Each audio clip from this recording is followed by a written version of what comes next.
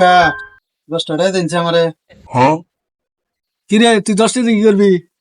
তোর না ভালো ভালো দেখে তো তুই কাম করে খাস না, চাই খাস, তুই কি কি কাম পারস? কাকা কাম তো মেলাই ভাই, আগে যে গৃহস্থের না ছিলাম, গরু ঘাস কাটছি, খের কাটছি, হাল চাষও করছি আমি।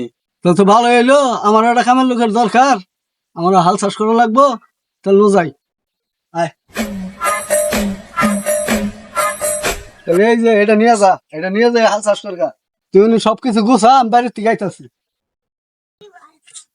না গৃহস্থ তো দিয়ে গেল না, জ্বালাম গো। যা যা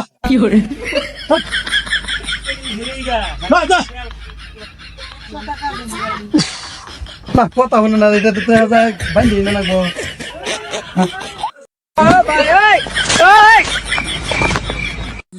না না না। ইস, এ তুই কি করতাছ তুই?